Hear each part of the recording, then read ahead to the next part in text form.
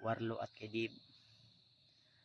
At yung pangako namin na tutulungan namin sila na makapagsimula. Buot na yun, Dib. Buot na yun pa.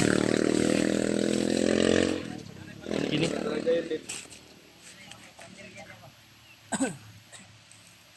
Dito. Okay, maka uli ta Dib magkuntag tambal.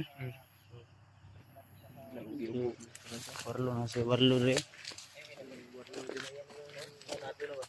Natupad namin yung pangako ba kay ate. Salamat naman sa Panginoon at pinagbigyan niya tayo ng pagkakataon na makarating tayo dito sa Dib. Oh. Dib, ayaw konti ba? Tabok, Dib. Ay, tabok-tabok Dib. Karon pa kitagkon ba?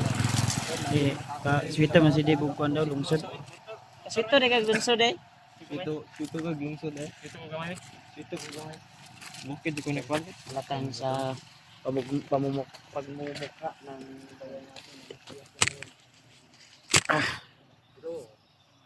Ito mga tol, patunay na ito na dito na tayo sa bayan. Mga motor cycle na dumadaan.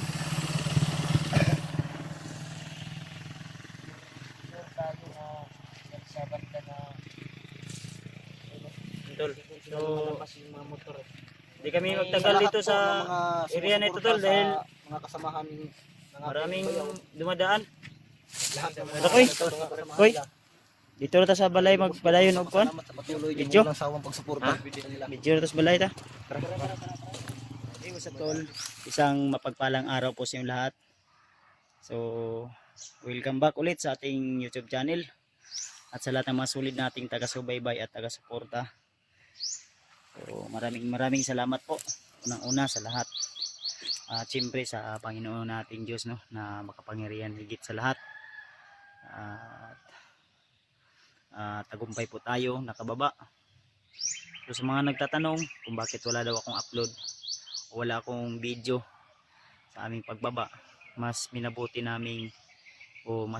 ko po na hindi na ako nag-video, Tol, sa aking pagbaba. Kasi sa time na yun, Tol, ay yung cellphone ko rin ay palubat na rin.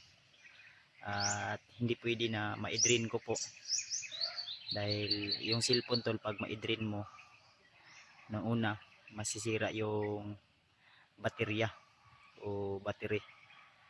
So, thankful tayo, Tol, dahil hindi po tayo pinabayaan ng Panginoon.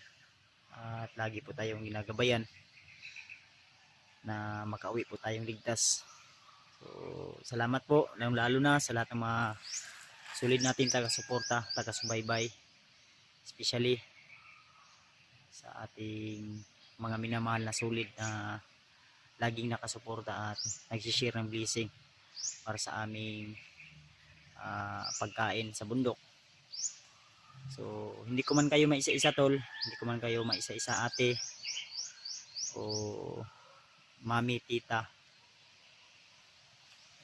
o sino man yung mga nagbibigay o nag-aabot ng mga blessing, ay ako po ay taos pusong nagpapasalamat po sa inyo. Wala po akong ibang masabi kundi salamat ng marami po. At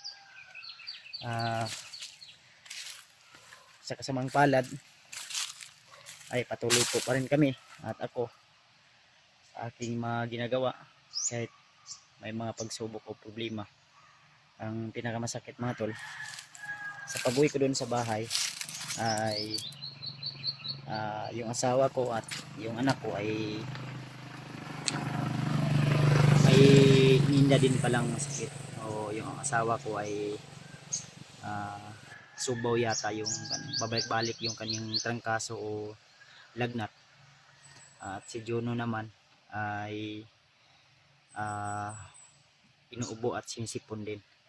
So hindi pa ako nakapag-video dahil inuna ko muna yung pagpunta natin kay Remart dito, at sa hindi kalayuan sa kanyang bahay ay dito po ako nagbibideo ngayon. At si Dave o si Warlo ay pinasama ko doon sa kay Remart kagabi. Doon na pinasabay ko. At nagko-commute lang po ako. Sakay lang po ako ng motor dahil yung motor ko, mga Tol, ay may diferensya, kailangan pang ipagawa. Kaya hindi muna ako nagmotor, nagko-commute na ako o sumakay lang ako ng bus. Kaya ako nagpapasalamat pa rin ako dahil sa kabutihang loob po, sa kabutihan po na nasa taas ay nandito pa rin po tayo, patuloy na tumutulong sa mga nangangailangan. At may mga pagkakataon man o may mga pangyayari man na hindi natin inaasahan, may mga pagsubok talaga sa buhay. Kaya ako pa rin ay nagpapasalamat dahil alam ko po na yung Panginoon ay napakabuti niya po sa atin. At hindi po tayo bibigyan ng problema o pagsubok na hindi natin malalagpasan, dahil sinusubok lang po tayo kung gaano tayo katatag o katibay. Kaya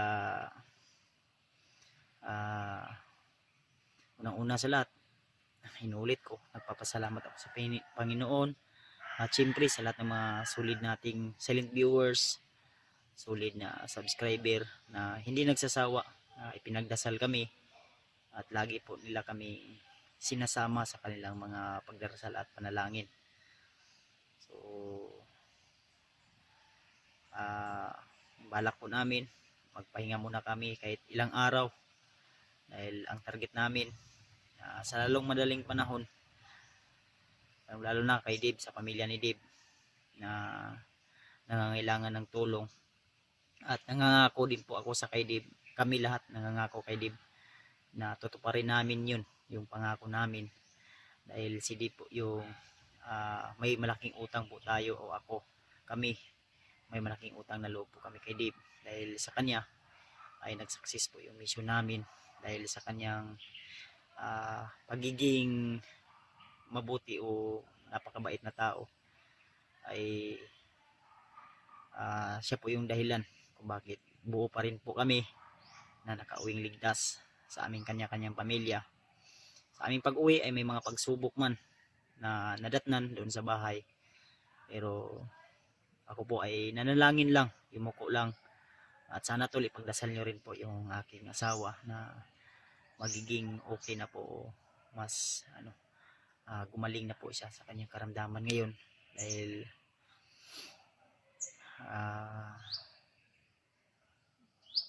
ngayon ay medyo paulit-ulit po yung lagnat niya, dahil siguro sa panahon ngayon talaga ay uso, pati ako nga may ubo at sipon, pero lumalaban o kumakapit pa rin, dahil gaya ng sinabi ko, hindi tayo bibigyan ng pagsubok ng Panginoon na hindi natin kaya. Kaya kailangan lang natin magtiis o tatawag tayo sa Kanya, sa Kanyang pangalan, dahil siya po yung mas lalong makapangyarihan sa lahat, at tiwala po tayo sa Kanya, sa Kanyang kakayahan. So siyempre kasama natin pa rin sa pag-akyat yung mga kasama natin, at about naman sa mga request nyo doon sa kabilang tropa, lalo na sa kay kila Mikoy, kila William at EJ. So di ako sure tol na maka-rekta po ako agad doon, dahil may kanya-kanya po kaming diskarte o pamamaraan aming pag-akit sa bundok. Pero hindi naman sa hindi tayo tutulong, lahat po ng aming madaanan na nangangailangan ng tulong ay tutulungan namin. So siyempre pag nakita natin na nandoon sila EJ, hawak ng bandido, sila Mikoy o si William na nandoon, ay siyempre tutulong tayo para mailigtas natin. Kaya nagpapasalamat tayo na wala man lang nangyaring hindi maganda. Kaya tuloy tayo tol sa ating misyon at goal natin sa buhay. Sa taon na ito ay sana walang mga hindi maganda na mangyayari o mga mabibigat na mga pagsubok mas lalong ikababagsak sa ating katawan o manghihina tayo ng loob, no? So ayan, so I'm sure nandyan sila, no?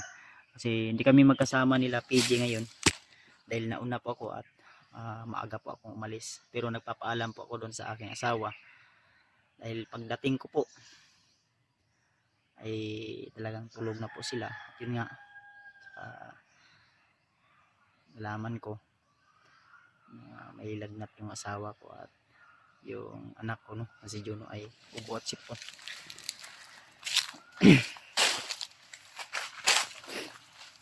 Naglalakad lang ako, tol.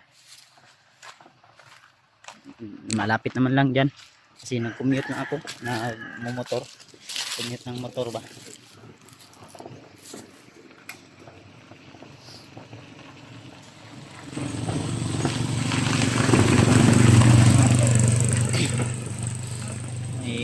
Dumaan ng motor, tol. Doon kasi ako huminto kanina sa sa hindi kalayuan dito, mga 20 minutes yata yung paglalakbay ko. So dito na ako at nandiyan naman siguro sila Raymart, sila Justin, saka si Julius. Kaya salamat, tol, ulit, inuulit ko, at abangan nyo lang po yung update natin kay Warlo at kay Dib. At yung pangako namin na tutulungan namin sila na makapagsimula ulit para makatulong tayo sa kanila sa kanilang pagbabagong buhay. So magiging kagaya nila kami, na magiging isang magaling na hunter o di kaya isang mabuting tao.